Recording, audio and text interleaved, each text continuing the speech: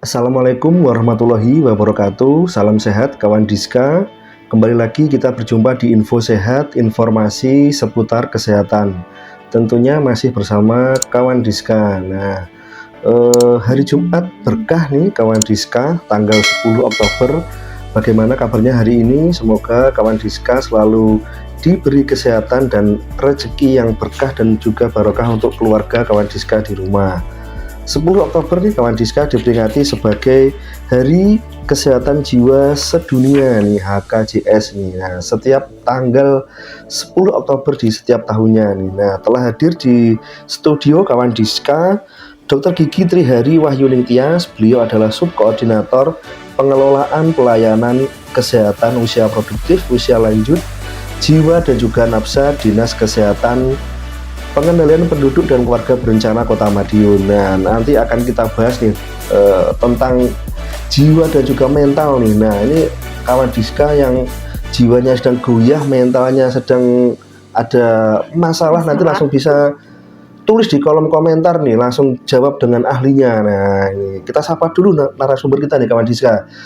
Selamat datang Dr. Gigi Trihari Wahyuning Tias nih. Bagaimana kabarnya hari ini? Alhamdulillah sehat jiwa Mas. Alhamdulillah sehat jiwa nih. Nah, beliau ini 1 bulan sekali pasti mampir ke studio kita nih kawan Diska, mengisi topik-topik yang sangat menarik ini. Nah, hari ini nih dokter bertepatan dengan 10 Oktober nih, Hari Kesehatan Jiwa nih atau mental sedunia nih. Nah, kita awali dulu nih. Sebenarnya apa sih dok Hari Kesehatan Jiwa atau mental sedunia nih? Mental health day ya. Jadi pertama kali itu tahun 1992 itu pencetusnya adalah World Federation for Mental Health. Nah, di sini terus kita punya WHO ya, support juga dengan WHO bahwa pentingnya kesehatan jiwa. Jadi orang dikatakan sehat itu tidak hanya sehat fisik aja, tapi sehat jiwanya juga. Ya. Untuk HKJS ya, kalau kita bilang itu temanya memang berbeda-beda, tapi intinya tetap sama, yaitu mengajak seluruh masyarakat, seluruh elemen untuk lebih peduli terhadap kesehatan jiwa, lebih menghapus stigma bagi orang yang sudah terkena gangguan jiwa, terus mendorong dukungan terhadap gangguan mental serta memperjuangkan akses layanan jiwa. Ya, karena kita tahu bersama lah kalau pemikiran orang stigma gangguan jiwa itu selalu mengarah ke ODGJ. Ya, padahal tidak seperti itu. Jadi kadang-kadang namanya gangguan kejiwaan itu ketika kita depresi, ketika kita stres, terus baby blues syndrome, terus anak kecanduan, edik HP, game itu sudah mengarah ke gangguan kejiwaan. Kalau galau itu gangguan jiwa enggak sih dok? Awalnya iya, tapi makanya di situ ada mekanisme. Ada mekanismenya. Punya keterusan itu akhirnya bisa jadi gangguan jiwa. Jadi sama. Jadi di situ penekanan adalah pentingnya menjaga kesehatan jiwa serta support dan dukungan dari seluruh elemen masyarakat untuk menghilangkan stigma bagi orang-orang dengan gangguan kejiwaan dan meningkatkan kepedulian terhadap kesehatan jiwa. Ya, oke, nah itu ya. Jadi sangat luas sekali ya. Jadi kawan Diska, jadi sehat itu tidak hanya sehat jasmaninya nih, tapi juga rohani. Jiwa dan rohaninya nih. Ya, kalau ada temannya yang murung itu jangan malah dibully, dirangkul, ditanyain, dijauhi, malah dibully. Itu pintu masuknya dari menyendiri, depresi. Nah, nanti goalnya itu sebelum goal kita cegah dulu nih kawan Diska. Benar-benar kiper ya Mas ya. Iya, itu dok maksudnya. Nah, ini kita lanjutkan dulu dok. Nah, terus untuk tema tahun ini dok, kalau tahun kemarin itu kalau tidak salah kesehatan mental di tempat kerja nih. Nah, kan tempat kerja kan juga banyak tekanan, pressure, bullying juga, senioritas. Nah, untuk tahun ini apa sih? Jadi untuk tahun ini yaitu HKJS Hari Kesehatan Jiwa Sedunia, yaitu temanya Access to Service Mental in Catastrophes and Emergencies. Sedangkan tema nasionalnya diambil adalah lebih luas lagi ya. Kalau kemarin di tempat kerja aja sekarang sehat jiwa dalam segala situasi. Jadi di sini tuh sudah mengarah kesadaran masyarakat sebenarnya untuk kesehatan jiwa tuh sekarang sudah lebih aware, lebih tinggi daripada tahun-tahun sebelumnya. Itu bisa dikatakan dokter spesialis kejiwaan itu sekarang kunjungannya bisa dikatakan lebih banyak, tidak hanya untuk pasien ODGJ aja, tapi ketika orang butuh konseling, ketika orang butuh terapi atas depresinya yang nggak sembuh-sembuh, itu mereka sudah berani atau mulai membuka diri bahwa aku memang butuh bantuan untuk ke tenaga medis, ke tenaga ahli, sehingga mereka tidak tadi goalnya tadi tidak sampai ke goalnya tadi. Iya. Jadi ketahanan jiwa yang baik menghasilkan jiwa yang tangguh, yang siap menghadapi tantangan di segala situasi. Jadi kita bisa memanage, kita bisa ketika ada ada pressure, kita bisa memanage. Aku harus seperti ini. Aku harus melakukan ini, jadi nggak sampai ke depresi yang berkelanjutan. Nah, ini nih. Terus kesehatan jiwa itu sendiri sih dok, ini apa sih maksudnya, pengertiannya? Jadi di mana orang mampu berpikir secara jernih, mengendalikan emosi. Jadi kalau sekarang, dulu kalau dikatakan pinter tuh kalau udah ada IQ ya? IQ, tes IQ ini berapa kawan sekali? Intelijensi ya. Kalau sekarang sudah macam-macam, termasuk IQ. Emotional question itu juga termasuk salah satu penilaian di mana seseorang bisa dikatakan sehat jika dia bisa berpikir jernih, mengendalikan emosi, beradaptasi dengan semua pressure atau tekanan hidup, dan tetap produktif. Itu bisa dikatakan bahwa orang tersebut sehat jiwa. Bukan berarti orang tersebut bebas dari masalah, enggak? Nah ini. Ya, karena masalah itu selalu ada. Tapi gimana caranya kita tadi memanage tadi supaya jiwa kita tetap sehat. Nah itu ya kalau ini saya garis bawahi yang coachnya nih. Setiap orang pasti punya masalah, tapi belum tentu gangguan jiwa nih Kang. Nah itu ya kawan Diska.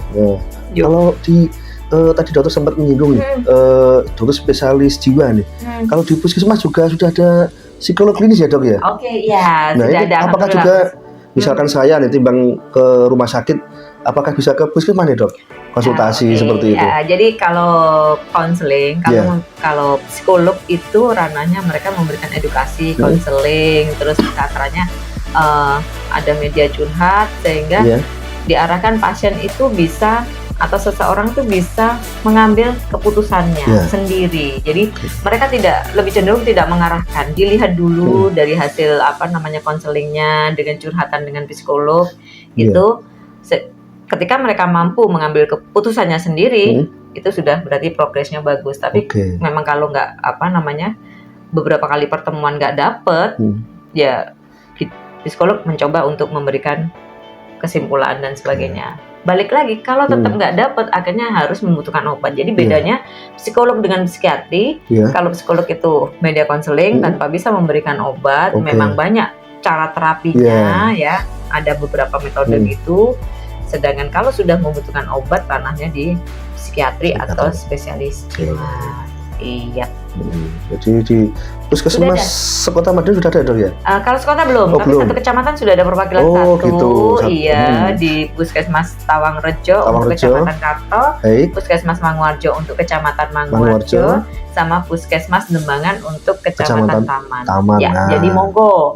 Tidak hanya ini ya, monggo bagi pelajar yang kena atau anaknya yang kena bullying, atau yang gangguan edik, kecanduan HP, kecanduan game, terus ibu-ibu muda, ya barangkali catin tadi ya, tepuk tangan tadi ya masuk ya. Saya belum hafal dok saya. Gitu. Tapi untung sudah melewati itu. Sudah nggak wajib. Sudah wajib saya dok. Sama-sama.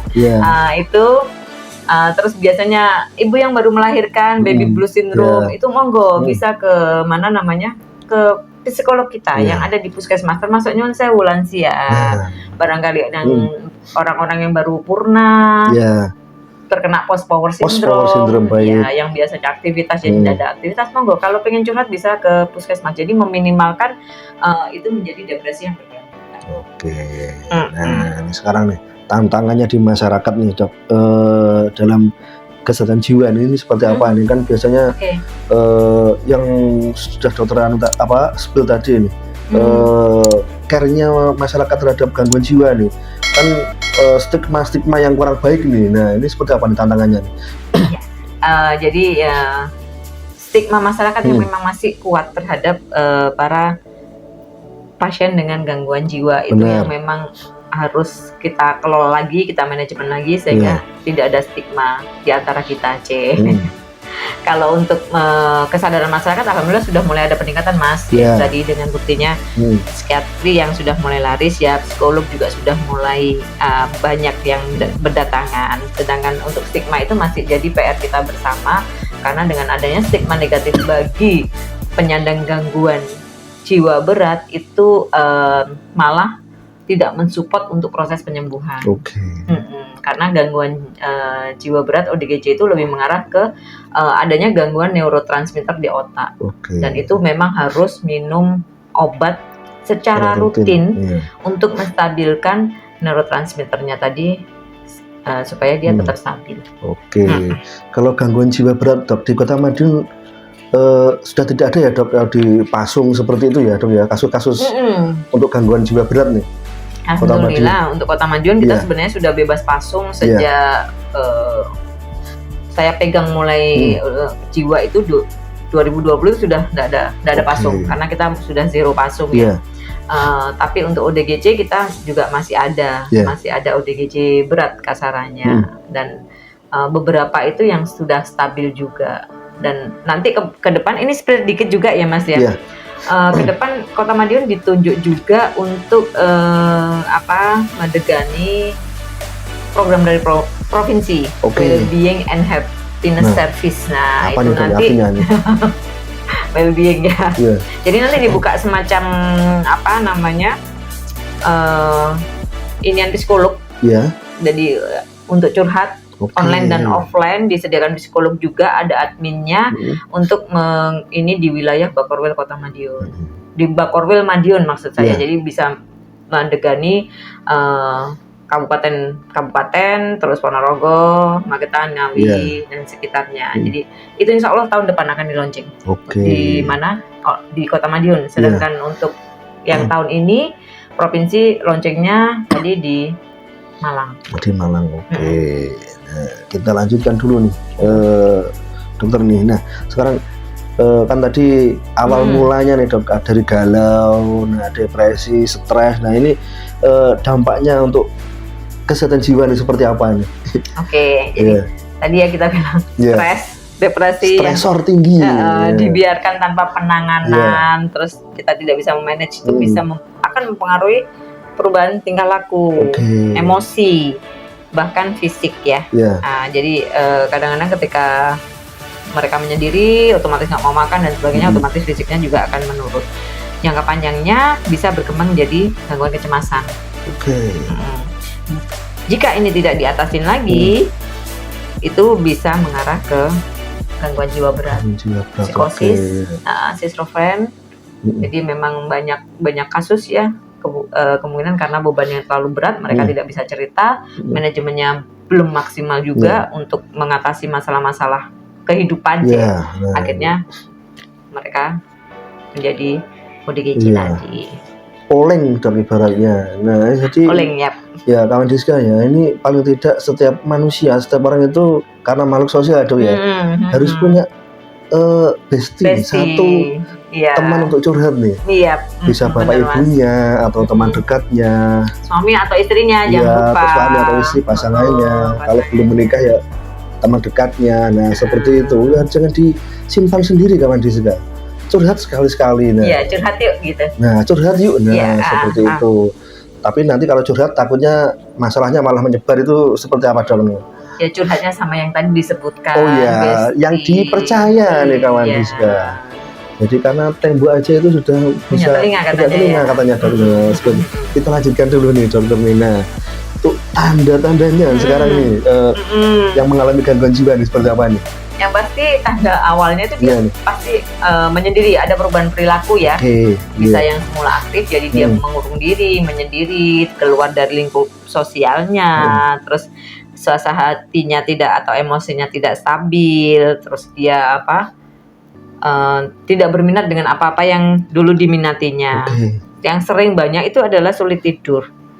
Nah, jadi hati-hati bagi sulit tidur yang sulit tidur ya, insomnia.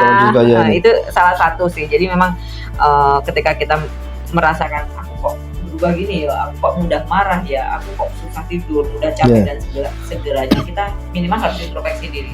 Apa sih yang membuat kita seperti ini? Terus dari situ kalau sudah ketemu kita bisa mencari solusi. Jadi kita mencoba mengkonseling diri sendiri. Nah itu. Ini yang positif ya, harus berpikiran positif. Jadi konseling diri sendiri.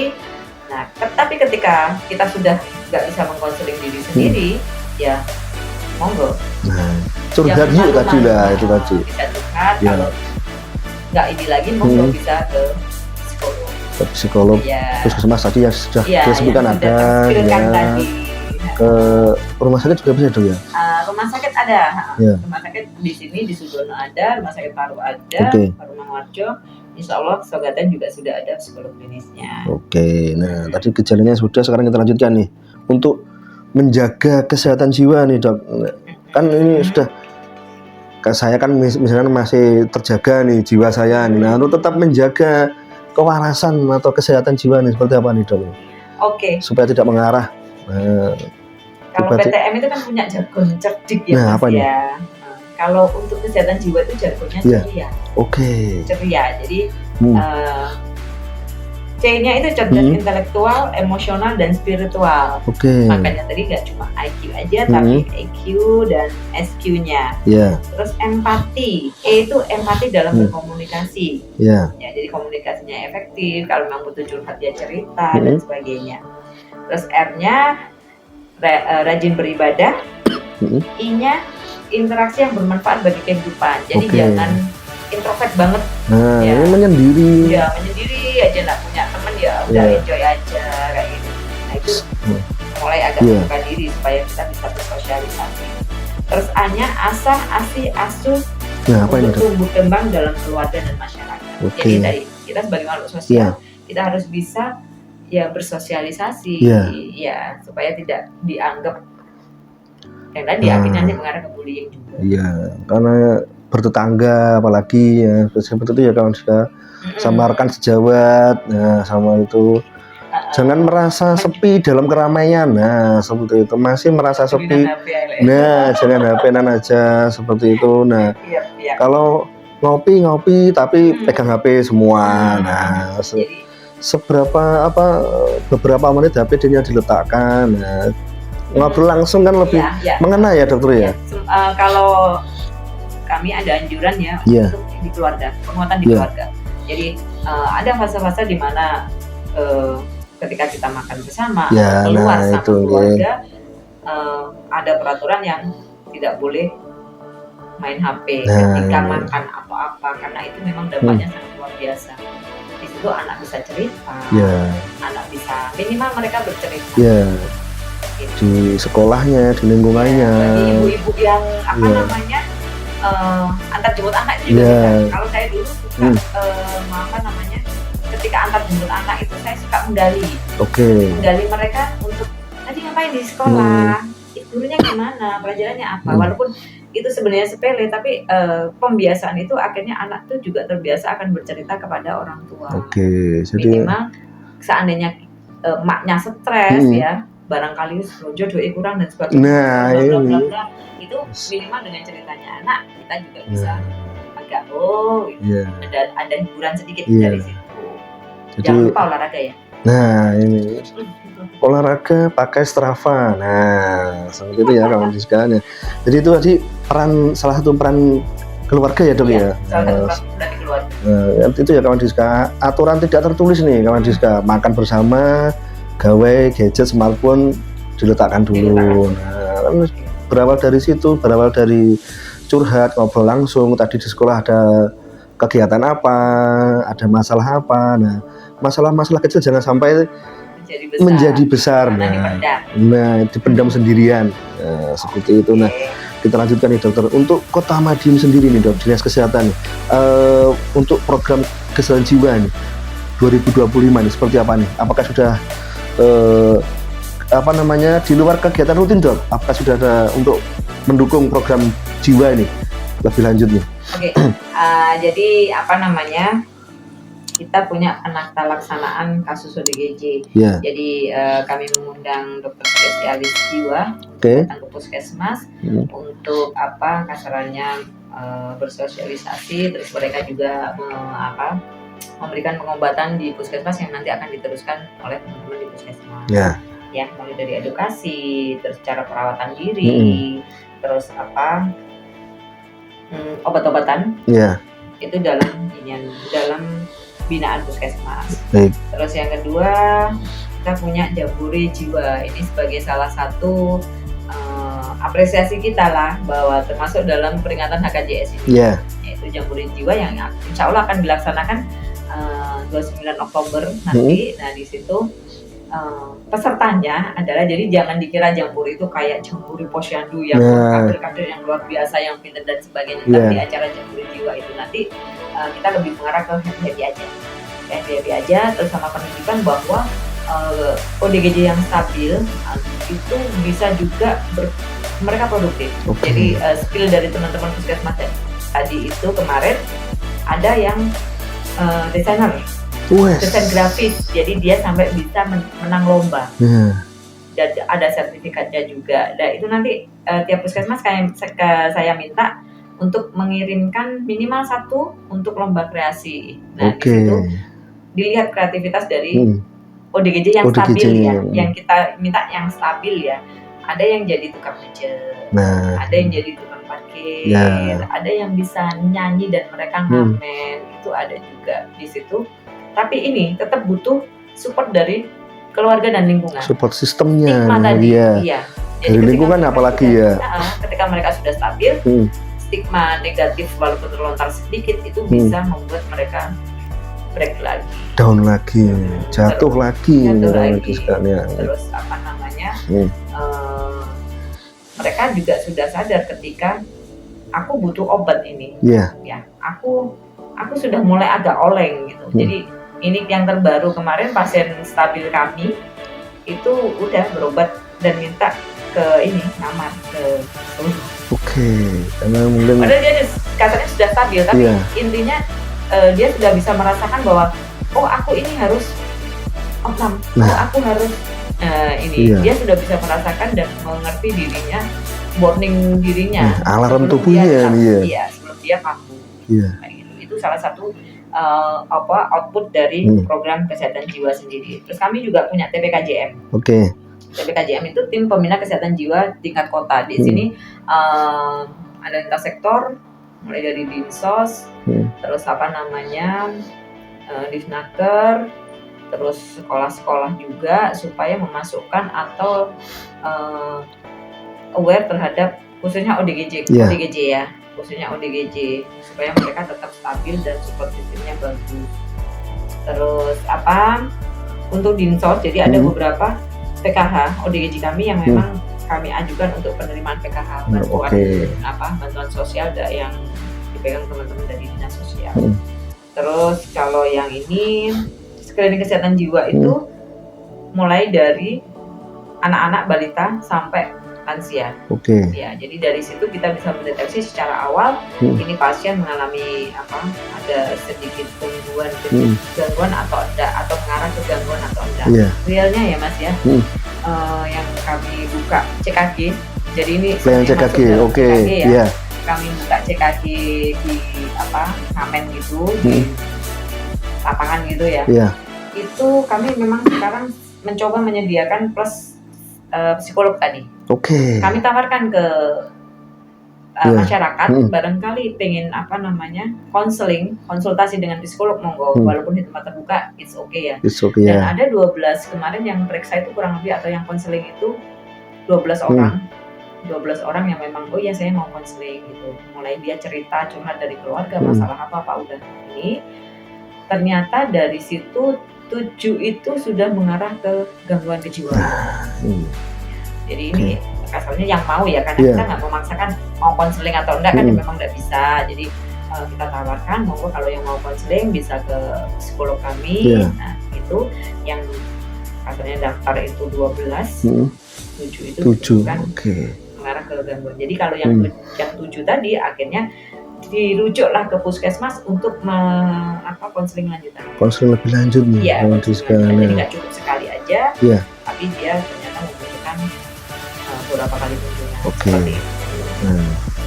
Jadi itu ya kawan Diska yang belum mengikuti CKG nih, cek kesehatan gratis nih, khusus di Kota Madiun disediakan konsultasi klinis nih, ada psikolog klinis nih. Nah itu ada kan ada pemeriksaan cek gula darah, kolesterol, ada konsultasi dokter, ya tensi lah. Khusus Kota Madiun nih kawan Diska nih, ada meja psikolog klinis nih. Nah berawal dari situ kita bercerita terbuka, nah mungkin sedikit melegakan hati mungkin seperti itu. Nah 7 dari 12 yang disebutkan tadi ternyata sudah mengarah. Nah dan seperti itu. Kasarnya kalau seperti itu harus membutuhkan penanganan lebih lanjut supaya tidak goal tadi. Supaya tidak goal tadi ya, tidak offset. Nah ada kegiatan lain dokter selain yang di Kota Madiun Dinas Kesehatan terutama? Kalau ini yang pasti kami bekerja sama dengan Dinas tadi yang di TPKJM ketika ada rujukan itu, terus PHN juga untuk memastikan posyandu jiwa itu insya Allah kami masih berusaha jalan ya. Semoga di posyandu jiwa itu benar-benar yang pesertanya adalah ODGJ kami. ODGJ kami. Jadi di situ nanti ada mulai dari keterampilan diri awal ya.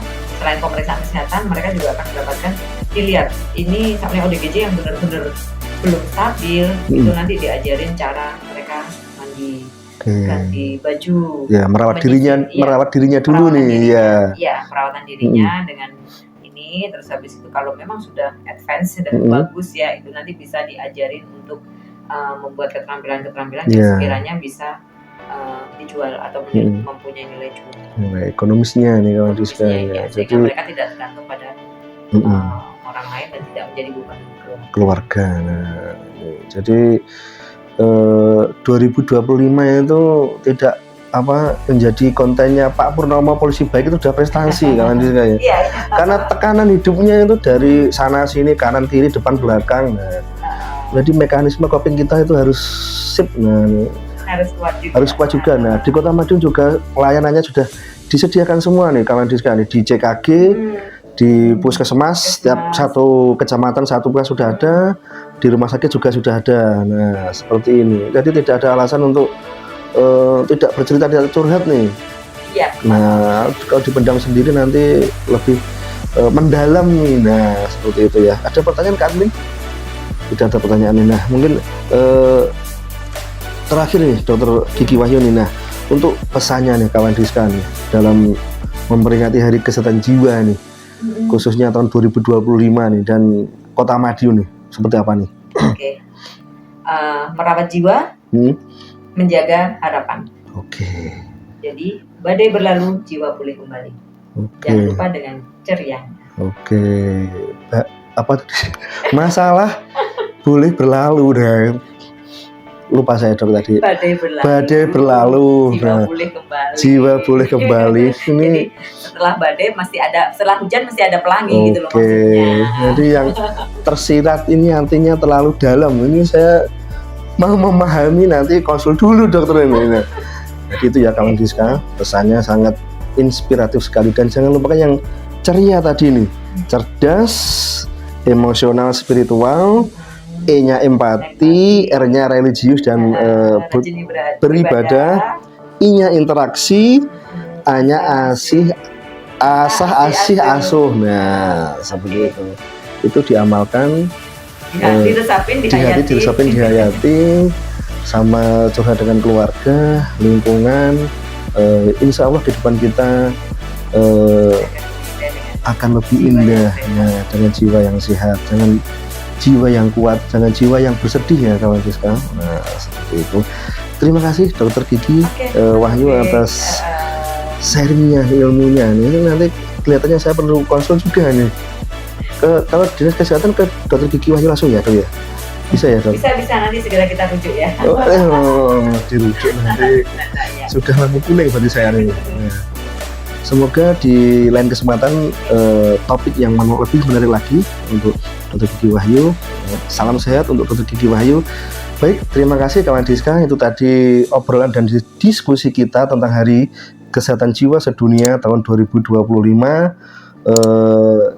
Jaga kesehatan jiwa dan rohani. Semoga kawan Diska dan keluarga selalu diberi kesehatan. Salam sehat, terima kasih. Wassalamualaikum warahmatullahi wabarakatuh.